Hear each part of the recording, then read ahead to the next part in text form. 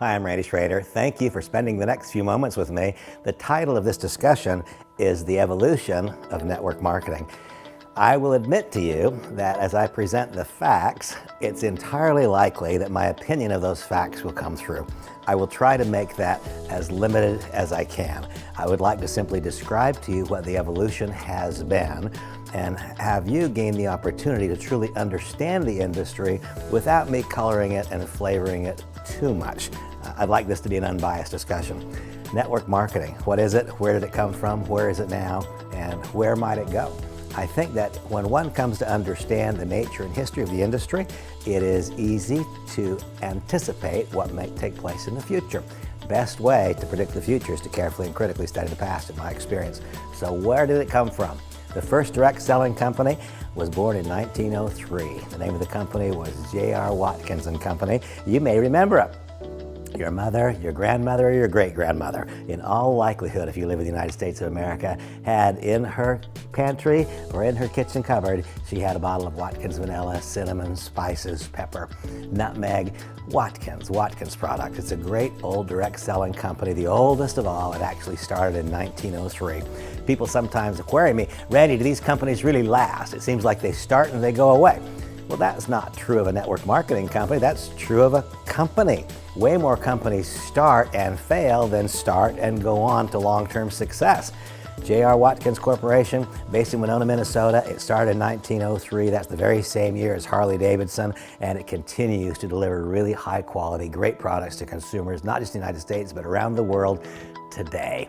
That's where it all began. Oftentimes people incorrectly consider the launch point of this industry to be many, many, many years later, when a couple of individuals named Rich DeVos and Jay Van Andel started a company called Amway, the American way. They failed to know that even before Amway, Rich DeVos and Jay Van Andel were involved in another direct selling company. It was called California Vitamins. Ultimately, Amway acquired California Vitamins. But where did it all begin? It all began with J.R. Watkins, and literally it was the Watkins man, typically the Watkins man, who went door to door. It was direct selling. It was not what we've come to know as network marketing, sometimes called multi-level marketing. It was direct selling, with the income being derived by buying products from the company at wholesale and selling them to others at retail. That's the way that it began in 1903. Sometime over the course of the next 30 or so years, they made it possible for one to not only sell Watkins products, but also to enroll or to recruit others who would sell Watkins products. As I referenced, this is not a video about Watkins, but Watkins will always have a special place in my heart. Why? Because so many years ago, when I was 8 years old, or I was 9, or I was 10, I know I wasn't 12 yet because I was in Cub Scouts, not Boy Scouts. I read an article, a little ad showed up in Boys Life magazine, and it asked if I'd like to make some money on a part-time basis. And way back so many years ago, my answer was yes. The reason I became involved in this direct selling industry was because I wanted to make some money on a part-time basis, and that's why so many people do it today, all of these years later. And in fact, it's a fascinating thing. This past Christmas, my wife Samantha sought out people that I had sold Watkins products to, knocking on their door 50 years ago, and acquired some of those old bottles that I had sold way back then, and now they're in my office. It is a legacy. It's a part of my life. When people ask me, what do I think about direct selling? It's been in my life since I was 8 years old. It's blessed my life throughout that whole time. What do I think about it? I think it's incredible. I think it's fantastic. Well, the evolution of the industry. It all started with Watkins products, and of course, success breeds what? Imitators. Others come along. There were several copies, if you will, of Watkins product. One sprung up not so many miles away called the W.T. Raleigh Company, and on it went. And finally, here comes California Vitamins selling nutritional products. They borrowed that success of Watkins, and they likewise allowed people to buy products from the company at wholesale and sell them at retail. They also allowed each new recruiting member or each new participant to recruit others to sell on their behalf and earn a sales management type of income. And they extended the compensation plan one generation further, making it true multi-level or network marketing. Two brilliant people who have done so much for so many, Rich DeVos and Jay Van Andel, were distributors in California Vitamins, and they said, we can do this better still. And they launched a company that some people love and some people love to hate. It's called Amway. That happened in 1959, and it's a great fascination to me that I hear people talk in derisive terms of Amway, and certainly I don't. Amway does in excess of $12 billion in annual sales. Can you imagine that? A company formed in 1959 that has gone on to greater and greater and greater success. It truly is a global juggernaut. If I were to pose the question to you, what can you buy from Amway? I think the correct answer would be just about anything, and that's true. You can buy just about anything from Amway, and you can buy just about anything from Amway just about anywhere in the world. Now, along the way, there are some lessons to be learned. We can learn of the positive and proper decisions and the positive outcomes that result, and we can learn from the negative as well. There came a time, and I can reflect upon my first exposure to Amway. That actually happened when I was not even yet 12 years old. I went back to that very same Boy's Life magazine, and it posed the question, would I like to make water wetter? And I learned about an Amway product called SA8, and I added that to my bag of tricks. When I'd knock on the door and say, hi, I'm Randy Schroeder, I would describe to them an Amway product, and I would describe to them a Watkins product and other things that were there as well. And so I've seen and observed and been an interested observer of Amway for so very, very, very many years. But here was a fascination for me.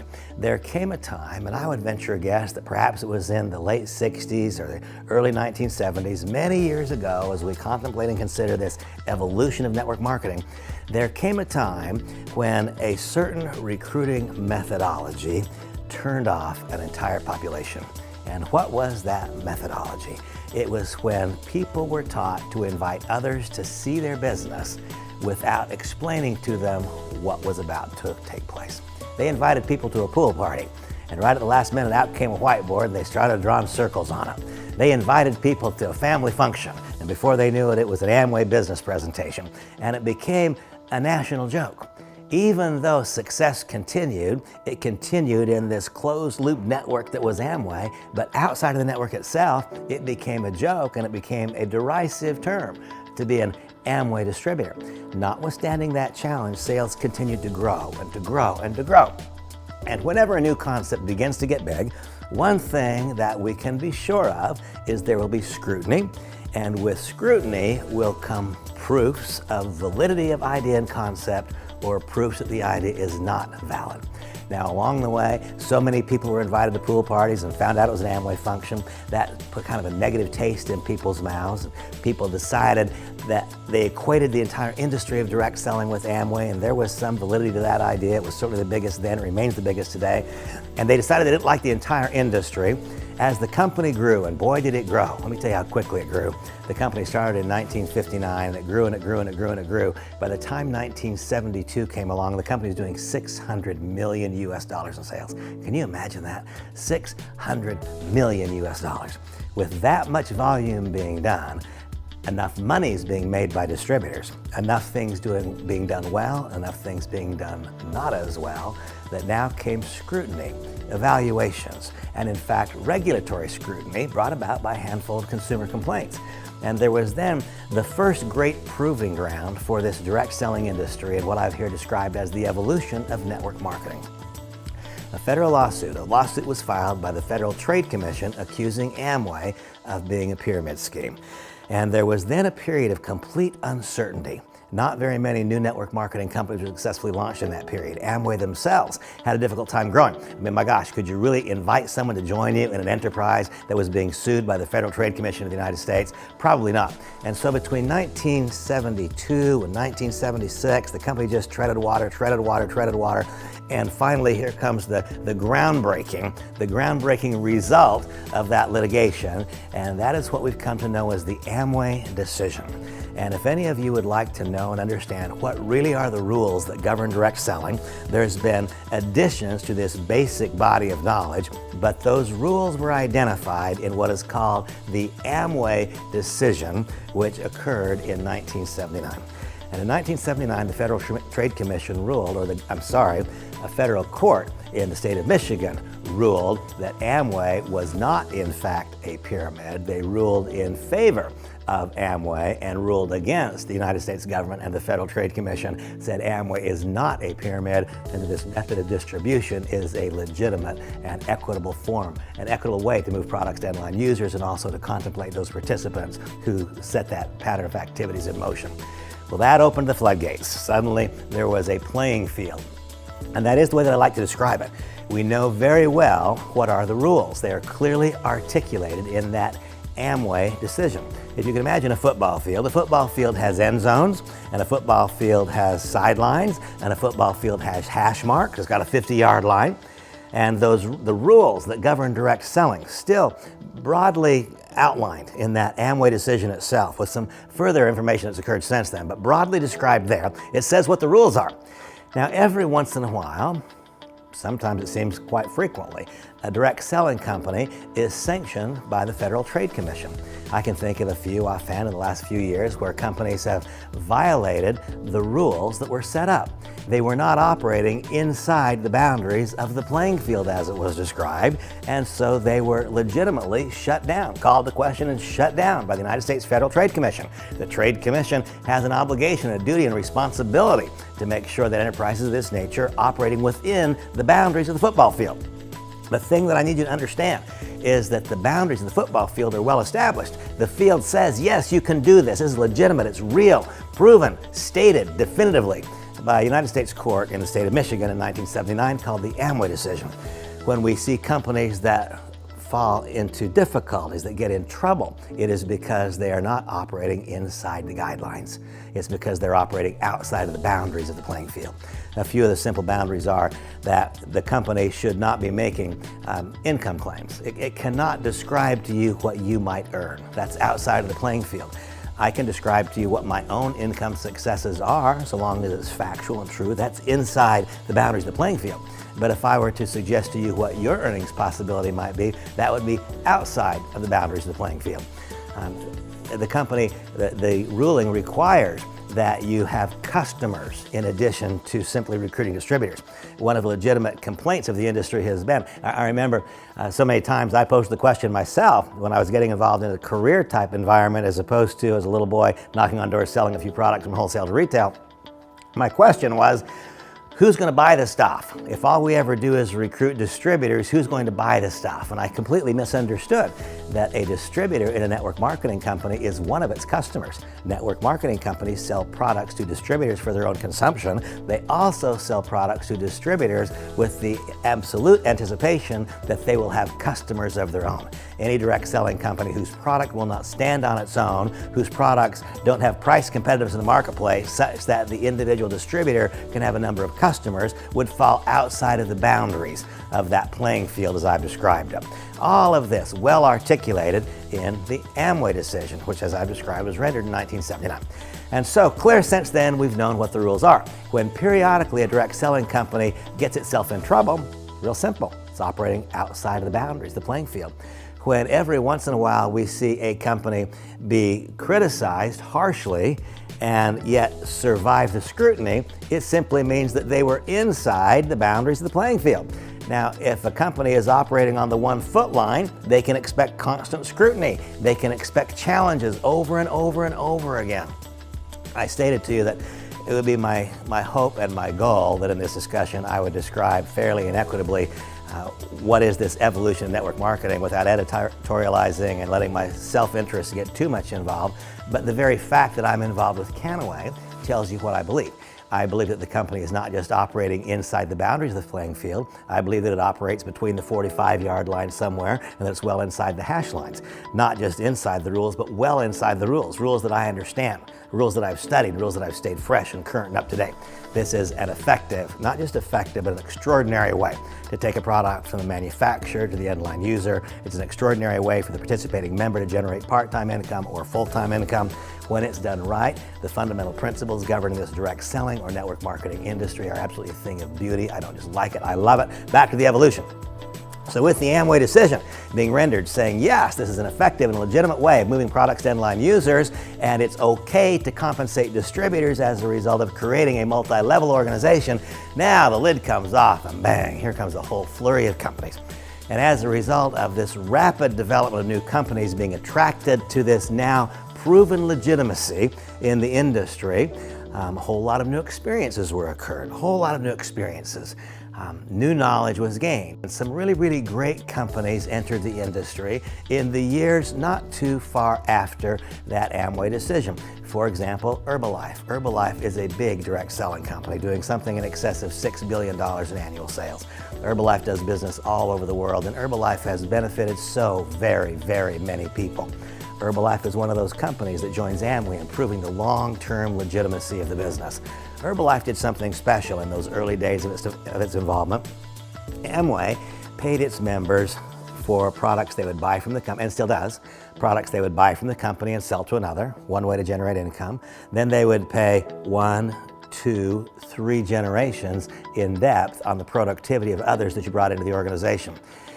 When Herbalife entered the arena in 1984 and when Nu Skin entered the arena in 1989, they changed the industry permanently and, in my estimation, for the better. How and why? These were the first two companies to recognize that leadership is scarce. There's not enough leadership to go around. The proliferation of companies that launched in the immediate aftermath of the Amway decision by and large had compensation plans that would only pay leadership 1 or 2 and sometimes 3 generations deep. And so when a person joined the organization in greater depth away from the true leader, there were increasing numbers of people who didn't have access to that leader because he or she was not being properly compensated for them. With Herbalife and then with Nu Skin, the first compensation plans to say, no, we can pay in greater depth. We can pay 4 or 5 or 6 levels of depth. Suddenly, it became financially rewarding enough for a person like me who left a stock brokerage career. I left an industry that I worked hard to get into. I was a relatively well compensated stockbroker. I could never have traded that income for the income of a network marketing leader until compensation plans acknowledged that you need to pay in greater depth. That couldn't take place, by the way, until technology changed. It wouldn't have mattered if someone wanted to pay in greater depth in the earliest days of Watkins or even in the early or early to mid-teen years of Amway. Computer technology had not yet been created that would allow those compensation mechanisms to properly report and track and pay. So it couldn't happen. A lot of things had to occur in the evolution of our society and technology in order for the evolution of network marketing to continue. Now, along the way, there have been a host of things that have been good, and there have been a few things that have been not as good. Some network marketing companies got involved in the arena because they saw the successes of Amway, they saw the success of Herbalife, they saw the success of Nu Skin, they saw these companies becoming New York Stock Exchange traded giants, they saw wealth being created. And too many companies entered the arena with products that were just also products, not special, not unique, not especially well priced. And along the way, there were multiple attempts to change the compensation mechanisms. I believe that every attempt to change the mechanism was an attempt to do good. Some of them did, and some of them did not.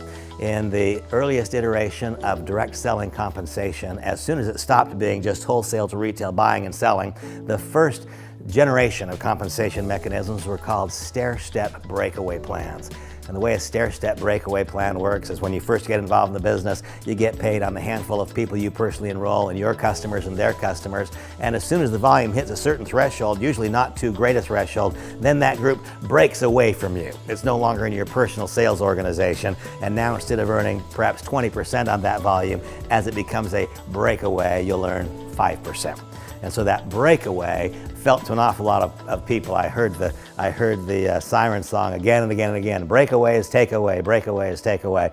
It's absolutely not true. The truth is that a properly constructed breakaway program provokes behaviors among leadership where great depth is created in leadership hierarchy with leader built upon leader built upon leader. But the reality is that abuses sprang up in some of those breakaway programs where people understood that in order to get paid on increasing depth in that leadership block, that they would need to do their non-breakaway volume.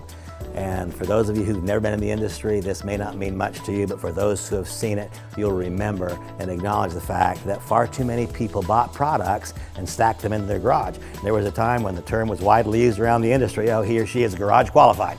What did that mean? They were buying products they didn't want or need for their own consumption. They didn't have a customer for it. They were acquiring the products to meet the demands of the compensation plan, and they became garage qualified to get paid on their breakaway groups. They bought products they didn't want or need.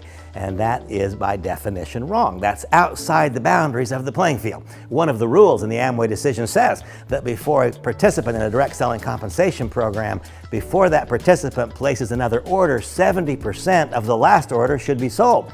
And so by definition, if a person is buying products month after month after month, they're neither selling nor using to meet the demands of a compensation plan, then that falls into a violation of that football field. Instead of it being legitimate, it is illegitimate, and it begs for scrutiny. And that scrutiny leads to further problems and criticism, and so on we go. Well, in an effort to eliminate that problem, the next iteration of compensation plans in direct selling was pioneered by a company called Zango. It's the first one that I recall. Zango remains a successful direct selling company, and they pioneered a compensation concept that was called unilevel. And that unilevel compensation methodology was designed not to pay on breakaway groups, but to be paid on multiple levels of individuals. Well, that sounds really cool because it's easier. And you know what? Some things that are easier are better, but frequently easier is just easier, not better. And so those first iterations of unilevel were attractive to people. Why? They were attractive because, remember, the siren song was, breakaway is takeaway. It's not going to be a breakaway. This is unilevel. You don't have to have group volume. Well, the bad news is that getting paid on 7 or 8 or 9 levels of one individual's orders is not at all the same as getting paid on multiple generations of leadership groups that were evidenced in those breakaway compensation plans.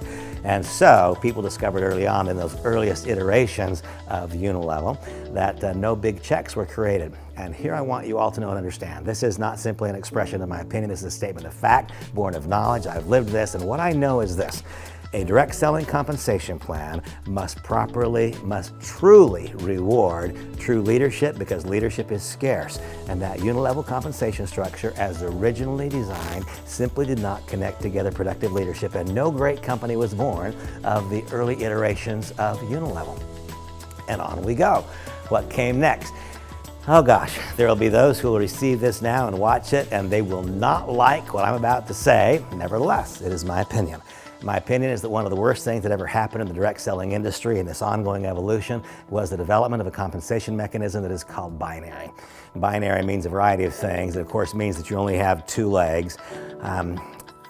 I will simply say, as one who's lived it at the highest level, one who has been properly rewarded by a binary compensation plan, I believe that binary is the least effective way to compensate people in our industry. I further believe that it's the least fair way to compensate people in our industry. And I believe that with very rare exceptions, companies operating binary compensation plans are painting themselves into a corner because the compensation plan will always run out of money. Now, that particular statement was an expression of my opinion. And there will be other people, especially those generating meaningful incomes in binary comp plans, that will raise their hands in dismay that I said that. I'm describing to you what I believe to be the absolute truth, the single worst thing that ever happened in direct selling compensation mechanisms was the advent of binary. And I believe that when companies will continue to launch with that kind of a comp mechanism are coming to an end in the not too distant future. Well, along the way, let's continue this discussion, this evolution of network marketing.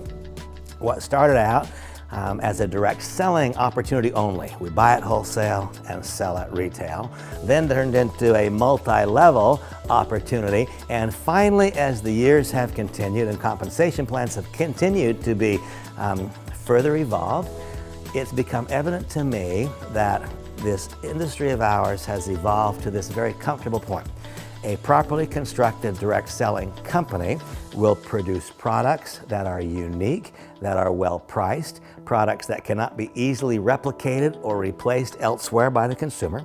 They'll be products that represent proper value, as I've described, and they will be products that have the capacity to provoke an emotional response. A product that changes the way that you look, that changes the way that you feel, that changes the way that you feel about yourself, or in a measurable, not simply anecdotal way, impacts your health. The company's first obligation is to produce that kind of a product idea and to continue producing those kinds of products. You see, far too frequently, as I continue to observe all that's in the industry, I will hear this extraordinary enthusiasm for a product or an ingredient. Common sense and wisdom suggests that the company must be a company that is a continual product developer. Why? Because no idea stays hot. That's just the truth. no idea stays hot. Every single idea has its lifespan. Some lifespans are relatively short, some lifespans are relatively longer. Once again, I do my best to not editorialize too much, but why am I at Kannaway? I am at Kannaway because I love the CBD story, but why am I at Kannaway? Because over the course of the next 15 years, this company will continue to develop and deliver products, every single thing that can be made from hemp. And there is a long, long, long runway in front of us. I remember back there was a period of time in this direct selling industry when 4 or 5 companies launched their company with the idea of enzyme CoQ10. Enzyme CoQ10, as far as I can tell, is a really great ingredient. I need to hear a little bit about it. I guess it's good for heart health. But you know what? No company has launched that product idea anytime recently. Why? Because it's not special. It can be had anywhere. No idea stays hot. There have been 10 new ideas about cardiovascular health since that first thought of CoQ10 was first espoused. And sometimes it's much worse than that. I remember a few years ago, a handful of direct selling companies launched with the idea that shark cartilage would prevent or cure some forms of horrible diseases, specifically cancer. Shark cartilage. Well, all that resulted in was a whole bunch of sharks getting slaughtered, and along the way it was discovered that sharks have cancer themselves. How can they possibly cause you not to get it if they've got it themselves? Crazy, absolutely crazy ideas sometimes launch these businesses. Once again, I can't stop myself, I suppose, from talking about the great satisfaction I have with the idea of being not just with a single product idea, but the concept of having a broad group of product opportunities so that the company can continually to successfully introduce new products with specific new categories, specific new interests and intents of the products, but all within a central theme that causes the company to retain focus. Those things are easy to say and they're hard to do. That's why it is relatively easy for a company to launch and have its first season of growth. It is so very, very difficult to have that growth become stabilized and then have the second season of growth. That, by the way, leads me to the next topic of discussion in this evolution of the direct selling industry. When I was first introduced to the industry, I was taught this. I was taught that all companies, here we have this X and the Y axis, I was taught that all companies start here in the bottom left-hand corner of the graph, and the vast majority of them finish there. They don't ever get off the ground floor. And then I was taught that every once in a while, one of these companies makes it past that early testing ground, and the product, the service, the opportunity stops being obscured and it starts to become popularized, and then follows this period of exponential growth. And that, I was told, is when all the money is made. Well, that can be true and it can be false. Money is made by people who develop certain set of skills in advance of that growth, who have developed certain set of character attributes in advance of that growth, who then recognize the moment of opportunity and work hard. That's what it is. It's not so simple as getting involved in a company that's about to grow. If it were so easy, there'd be a whole lot more people who'd become wealthy in this industry. And then, as the story goes, if you shoot an arrow into the sky, it can only go so high. And that company that started on the bottom left-hand corner of the graph, it finally stopped being obscured, started to become popularized, it grows, and then it plateaus, and that's kind of where the story always ended. As I've been a student of this industry throughout my participation in it, I can now tell you that it's been proven multiple times that a company can have multiple S-curves. Let's go back to our discussion of Amway. Amway started in 1959, down here in the bottom left-hand corner of the graph. It grew and it grew and it grew and it grew. It had a period of pretty explosive growth, reaching $600 million in sales, and then it stabilized at that level for a number of years as the fight was fought and the battle was won. Amway's legal and legitimate and good, and suddenly the floodgates opened and the next S-curve, the theory of multiple S-curves. See, S-curve number 1, 0 to $600 million in sales, a period of stabilization, bang, the next S-curve went to over $2 billion in sales. That was driven by what? That was driven by product line extension. It stopped being a handful of consumer goods, shoe polish and soaps, and it started becoming everything. And then the next S-curve was the most powerful one yet. That was the dramatic exponential growth created by international expansion. And so now it's been proven first by Amway, then by Herbalife, then by Nu Skin, then by Forever Living Products, and on it goes, then by Sunrider and others. It's been proven that a company need not have only one cycle of growth. There can be multiple S-curves. Now, for a company to become one of those who has not yet experienced its first S-curve, to become one that can have multiple S-curves producing billions of dollars in sales into the next generation. For that to occur, there must be a number of things in place, most of which have been described here already. The company must, absolutely must, operate within the boundaries of the playing field. And it cannot be operating on the 5-yard line. It cannot be operating right against the borders. If so, the ongoing regulatory pressure and scrutiny will cause too many people to say, not me, I don't want that risk. It must operate inside the hash lines and inside the 40-yard lines. Kannaway does. The next thing that must be in place is the product must have the unique capacity to provoke emotional response. It must be highly consumable. A perfect direct selling product is one that matters to you. Perfect one is one that matters to you, not just to me. A perfect one matters to you, reasonably priced, highly consumable. Why? Because the foundation of success in our industry is created by auto ship. When people put their credit card on file and say, I want to receive it again, month after month after month after month. Why? Because I love it, it's well priced. Has to be highly consumable, well priced, and a perfect network marketing product will be one that lends itself to product line extension. Why? Because no idea stays fresh, no idea stays current. So if we have a general theme of product idea and concept that lends itself well to product line extension within the concept of the theme, then we've gone a long ways. We've got a long ways towards success. High consumability, uniqueness, features that can't be easily replicated someplace else. Well, on we go in this evolution of network marketing. Now we have an industry that is proven. We have a concept that has been assured to be legal. We have an understanding of why some companies would be called into question and some would survive the test and some would not. We have some basic understanding of the kinds of compensation methodologies that have worked and that have produced great incomes. And now, once again, clearly and obviously, I'm a Kannaway brand ambassador. The fact that I choose to be here tells you that this is where I think the best opportunity is in this industry. I'm an advocate for the entire industry. I think there are many good companies. Being a good company and a good opportunity is not the same thing. Being an opportunity to create some part-time income and a chance to perhaps break through to substantial incomes, that's not the same thing. Having a company that produces an opportunity where you can expect success for 3 or 4 years in a short envelope of some fad, that's not the same as being in front of a complete dramatic sea change that makes it possible for this to be what you're still doing 2 and 3 decades from now. It takes a lot.